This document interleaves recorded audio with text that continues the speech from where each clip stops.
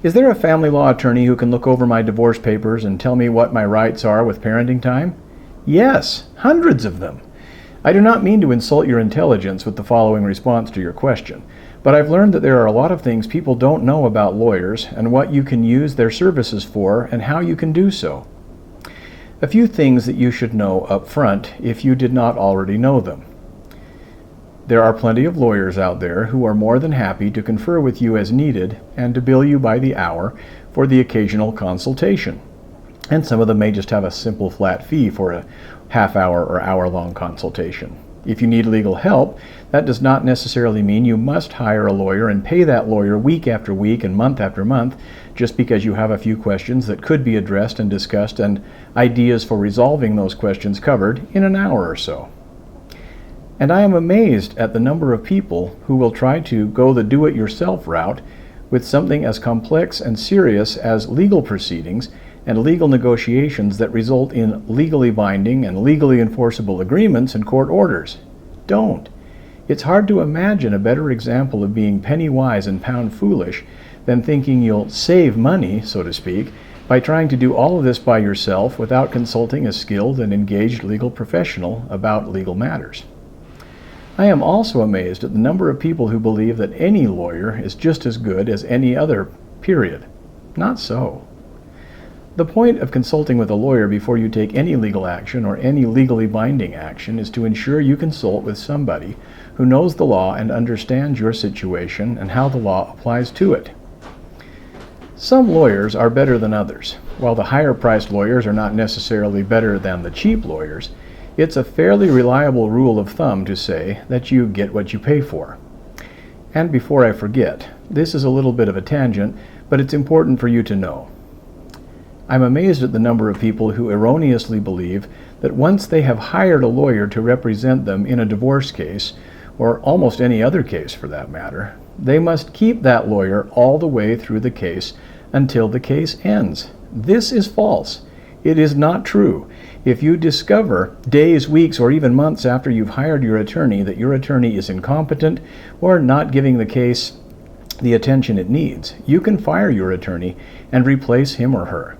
Not only can you do so, you'd be wise to do so, and to do so as soon as you become convinced that your attorney is not the right man or woman for the job. Have you heard of this advice? Hire slow and fire fast? It means take your time and take great care in selecting your attorney, but once you realize you've got the wrong one, get rid of him or her as soon as you reasonably can and replace him or her. Hanging on to an incompetent or inattentive lawyer in the hope that he or she will get better is a sucker's bet. Okay, back to your question about whether you can consult with a lawyer on a one-time or short-term basis to review documents and provide you with legal information or advice on certain issues, in your case, parent time. Yes, you can do that, and you should do that. Many people believe that filing documents with the court or signing contracts or settlement agreements without consulting a lawyer first gives them an out.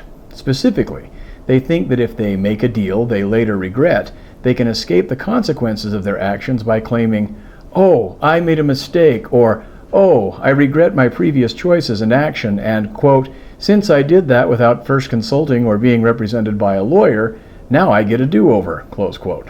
Not so. If you choose to file a lawsuit by yourself or sign a contract or settlement agreement without the benefit of reviewing the document with a lawyer beforehand, you are responsible for the consequences of your choice. You can't escape those consequences by claiming you didn't consult with a lawyer. So, consult with a lawyer before you act, and not just any lawyer, a lawyer who is skilled, experienced, and who takes an interest in helping you. Is it worth several hundreds of dollars for the peace of mind that comes from doing so? Without question. While it is true that there are some lawyers who won't agree to meet with you and to charge you for just an hour's time to review pleadings or a proposed settlement agreement that you may have drawn up by using online forms or that your spouse's attorney has drawn up and has asked you to sign, you should have no trouble finding a willing lawyer if you make at least 5 to 10 calls to various lawyers' offices searching for such a lawyer. They do exist. They are worth finding, even though in some cases they may prove hard to find. They are worth paying for an hour or two to meet with you and to review those documents with you to ensure that you are not making needless mistakes due to your inexperience with and ignorance of divorce and contract law. It is far less expensive to meet with a professional, review the documents with that professional, and correct any defects in that document before you file something with the court and/or sign your name to the bottom of any document.